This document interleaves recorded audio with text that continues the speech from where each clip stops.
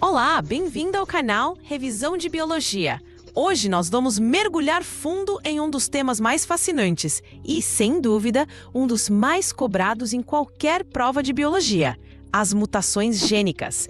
Vamos entender de uma vez por todas o que são, como acontecem, os diferentes tipos e, o mais importante, quais são as consequências delas para os organismos, incluindo exemplos de doenças que sempre aparecem no Enem e nos vestibulares. Lembre-se que sempre que possível, respondemos perguntas aqui nos comentários. Então, se ao longo da explicação surgir qualquer dúvida, por menor que seja, não hesite em escrever. Conte também suas experiências de estudo ou alguma curiosidade que você saiba sobre o tema. Criar essa comunidade de troca de informações é uma das melhores formas de aprender e fixar o conteúdo. Um ajuda o outro e todo mundo cresce junto. Então, vamos começar pelo começo, certo? Para entender um erro, primeiro a gente precisa entender como o sistema funciona quando está tudo certinho. Pensa no nosso material genético, o famoso DNA, como um gigantesco livro de receitas.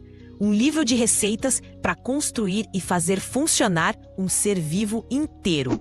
Cada receita nesse livro é o que chamamos de gene. E o que essa receita ensina a fazer? Uma proteína. As proteínas são as verdadeiras operárias do nosso corpo. Elas fazem praticamente tudo. Constroem tecidos, transportam oxigênio, defendem contra invasores, aceleram reações químicas. Esse livro de receitas, o DNA, é escrito com um alfabeto de apenas 4 letras: adenina, timina, citosina e guanina, que a gente representa por A, T, C e G. Essas letras se organizam em pares específicos. A sempre se liga com T e C sempre se liga com G. É como se fossem regras de ortografia muito rígidas. A sequência exata dessas letras em uma receita, ou seja, em um gene, é o que determina qual proteína será produzida. É uma informação extremamente precisa. Agora, como a célula lê essa receita e produz a proteína? Existe um processo fundamental chamado de dogma central da biologia molecular. Não se assuste com o nome, a ideia é simples. O livro de receitas, o DNA, fica super protegido dentro do núcleo da célula. Para não arriscar danificar o livro original, a célula faz uma cópia da receita que ela precisa. Esse processo de cópia se chama transcrição. A cópia é feita em uma molécula parecida, chamada RNA mensageiro. É como tirar um xerox de uma página do livro. Essa cópia, o RNA mensageiro, sai do núcleo e vai para a cozinha da célula, que são os ribossomos. Lá acontece a tradução. O ribossomo funciona como um chefe de cozinha que lê a receita e monta o prato. A receita no RNA é lida em grupos de 3 letras, que chamamos de códons.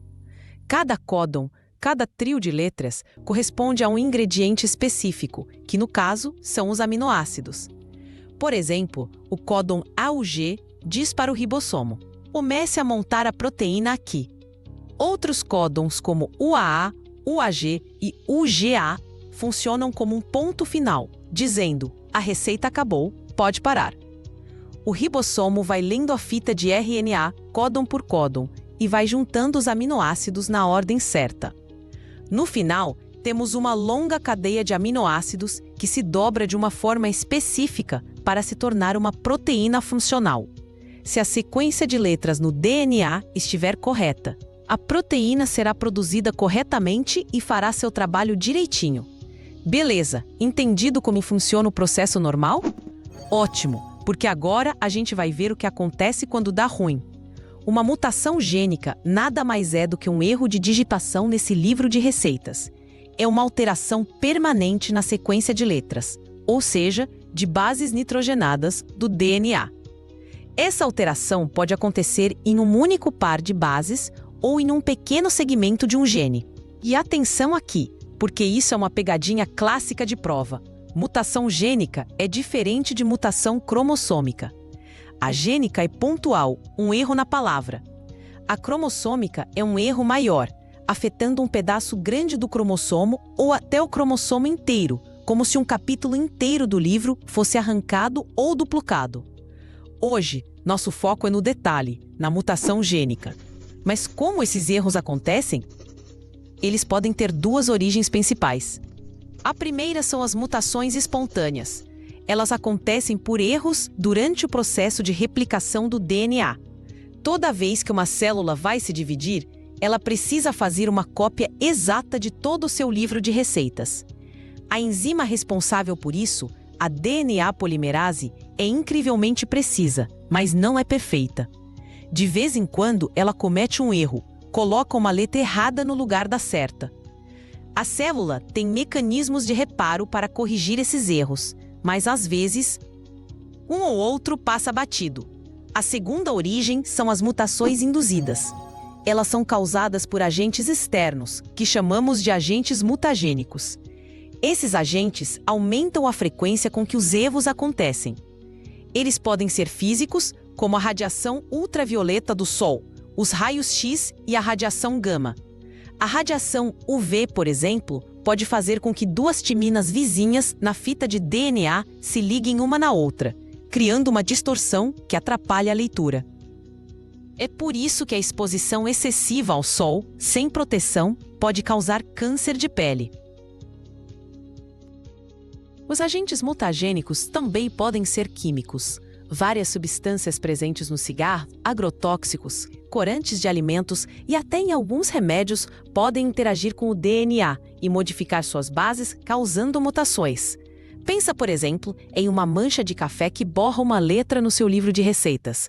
O leitor pode interpretar aquela letra de forma errada. E, por fim, existem agentes biológicos, como alguns vírus. O vírus do HPV, por exemplo, insere seu próprio material genético no DNA da célula hospedeira. E essa bagunça pode levar a mutações que causam câncer de colo de útero. Ok, professora, entendi o que é uma mutação e como ela pode ser causada. Mas quais são os tipos de erro de digitação que podem acontecer?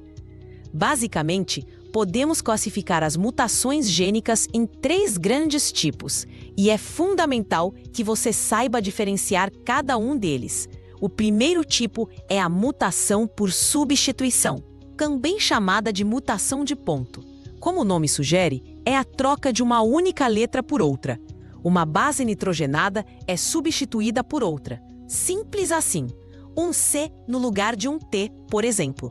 Dentro da substituição, os vestibulares mais detalhistas podem cobrar a diferença entre transição e transversão.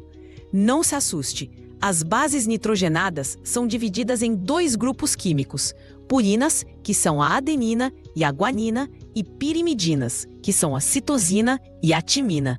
Uma transição é quando uma purina é trocada por outra purina, ou uma pirimidina por outra pirimidina. Por exemplo, um A trocado por um G. A transversão é a troca de uma purina por uma pirimidina, ou vice-versa. Por exemplo, um A trocado por um C. A transversão costuma ser um erro quimicamente mais grosseiro, mas o importante é saber que ambos são tipos de substituição. O segundo tipo de mutação é a inserção. Aqui, uma ou mais letras são adicionadas onde não deveriam estar. É como se alguém digitasse uma letra a mais no meio de uma palavra na nossa receita. Imagina a palavra bolo. Se inserirmos um R no meio, vira borlo. A palavra perde o sentido. O terceiro tipo é a deleção. É o oposto da inserção. Uma ou mais letras são simplesmente apagadas da sequência. Usando o mesmo exemplo, se na palavra bolo a gente deletar o L, vira bu. Também não faz sentido. Agora vem a parte mais importante e que mais derruba a candidata em prova. Presta muita atenção.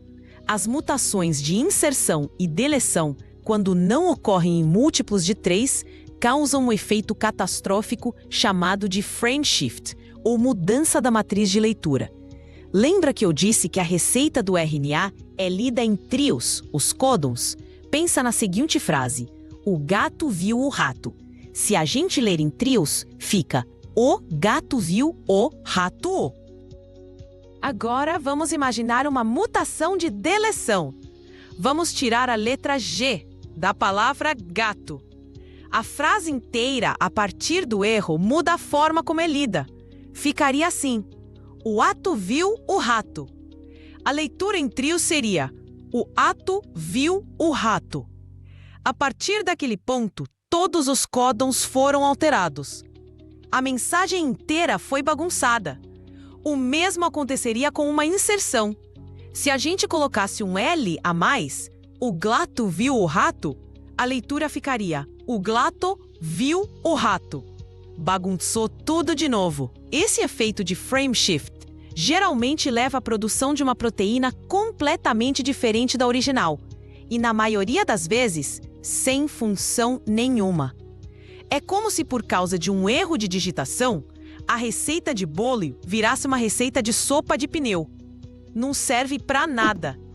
As provas adoram cobrar o conceito de frame shift. Então guarde isso. Inserções ou deleções de um número de bases que não seja múltiplo de 3 causam a mudança da matriz de leitura e alteram todos os aminoácidos a partir daquele ponto. Beleza, já vimos os tipos de erro. Mas qual é a consequência final disso na proteína? O que acontece com o prato final quando a receita tem um erro? As consequências podem variar drasticamente.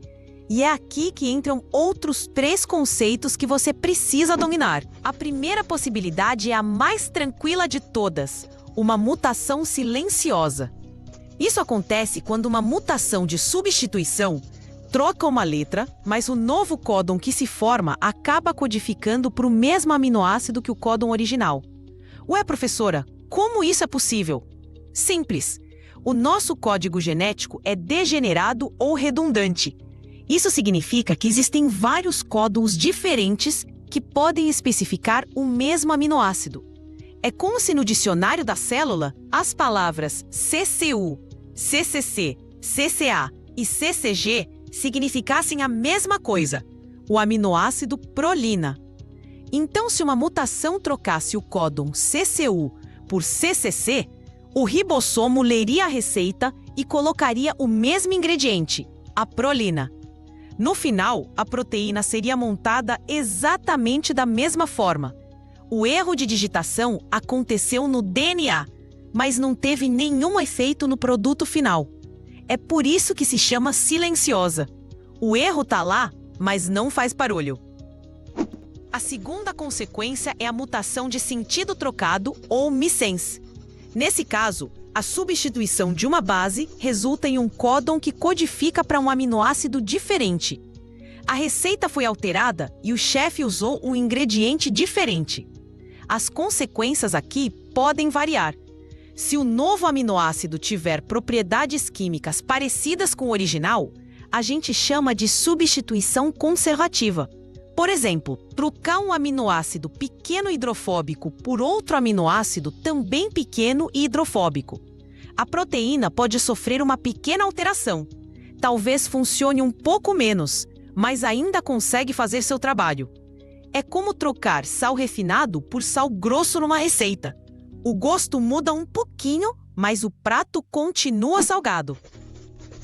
Mas, se o novo aminoácido for quimicamente muito diferente do original, a substituição é não conservativa. Imagina trocar um aminoácido de carga positiva por um de carga negativa, ou um hidrofílico que gosta de água por um hidrofóbico que odeia água.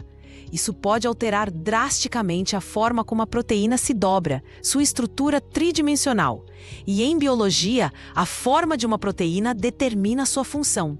Se a forma muda muito, a função pode ser completamente perdida. É como trocar o sal por açúcar na receita.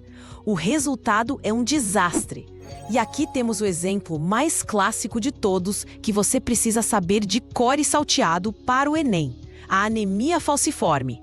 A anemia falciforme é causada por uma única mutação de substituição no gene, que produz a hemoglobina, a proteína que transporta oxigênio no sangue. Uma única letra é trocada. Uma adenina é substituída por uma timina.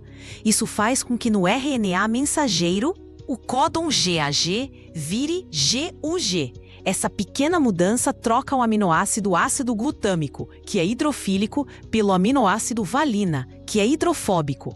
Essa troca aparentemente pequena tem uma consequência gigantesca. Quando há pouco oxigênio, as moléculas de hemoglobina com essa mutação começam a se grudar umas nas outras, formando fibras longas e rígidas dentro da hemácia.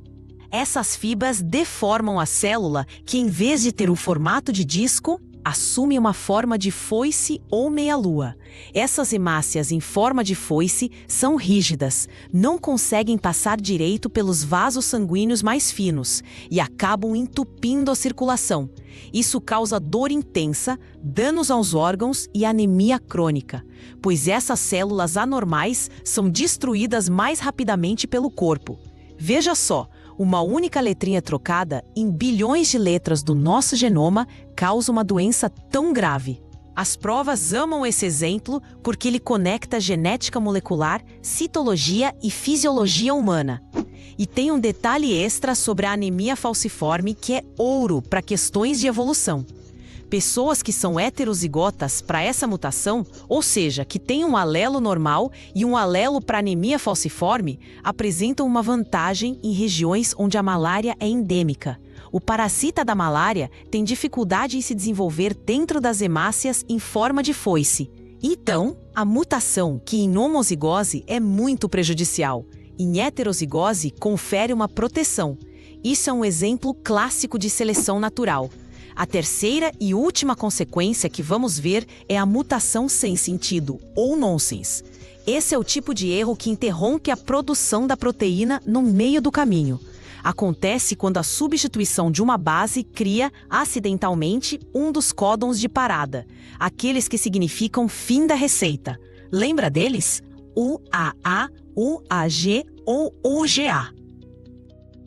Imagina que o ribossomo está lá, feliz e contente, montando a proteína, e no meio da receita ele lê pare. Ele para. O resultado é uma proteína incompleta, truncada. Na grande maioria das vezes, essa proteína mais curta não consegue se dobrar corretamente e não tem função nenhuma. É como tentar usar uma cadeira que só tem 2 pernas. Não funciona. Várias doenças genéticas graves são causadas por mutações sem sentido, como alguns tipos de fibrose cística e a distrofia muscular de Duchenne. Então, para revisar essa parte que é crucial, a consequência da mutação depende do que acontece com o aminoácido. Se o aminoácido não muda, é uma mutação silenciosa. Se o aminoácido muda para outro, é uma mutação de sentido trocado, que pode ser leve ou grave. E se a mudança cria um sinal de parada, é uma mutação sem sentido, que geralmente tem consequências graves. Agora, existe uma outra classificação de mutações que é muito importante para entender a hereditariedade e o desenvolvimento de doenças como câncer. As mutações podem ser somáticas ou germinativas. A diferença está em que tipo de célula o erro acontece. As mutações somáticas ocorrem nas células do nosso corpo, as células somáticas, que são todas as células que não são espermatozoides ou óvulos.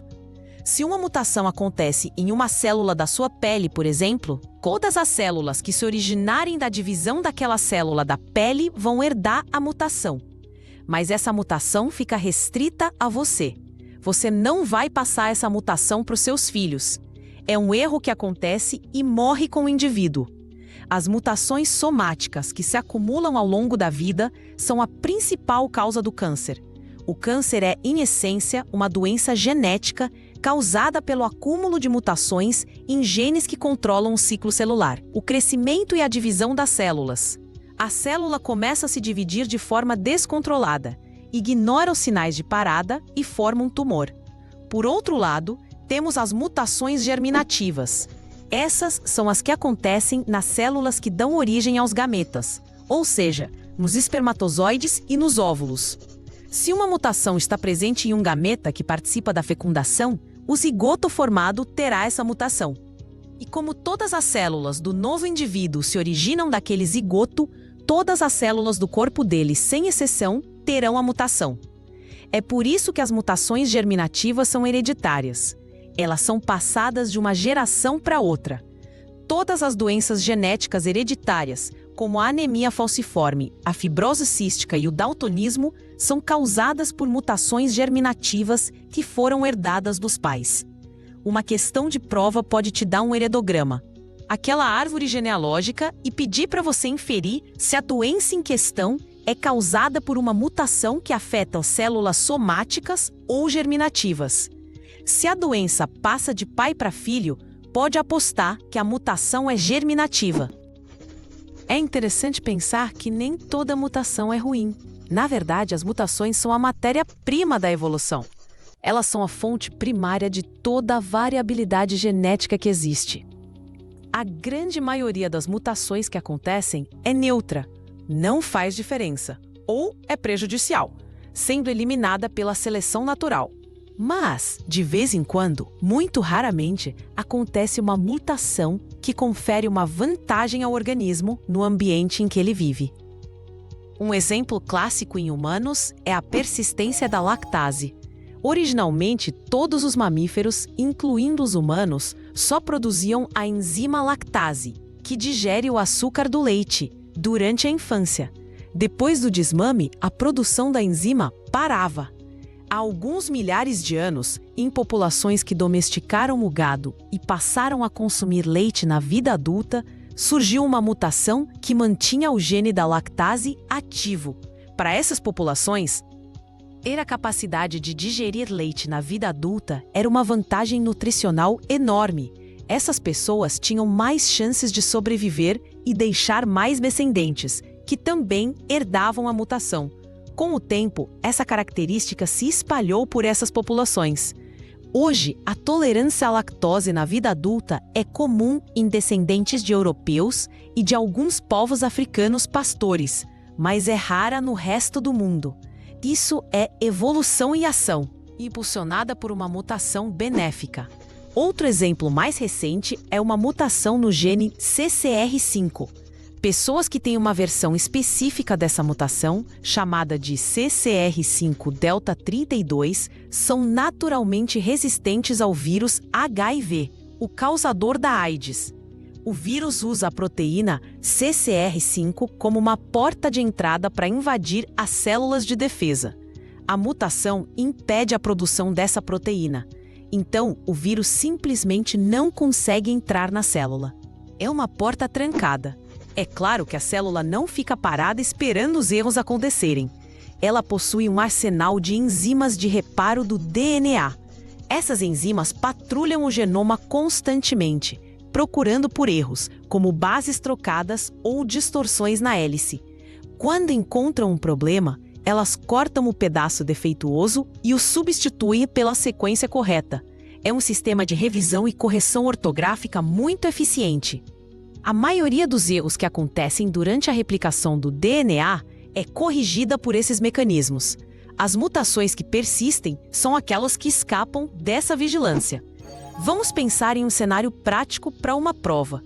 Uma questão pode apresentar uma sequência de DNA original, por exemplo, TACAAGTCG.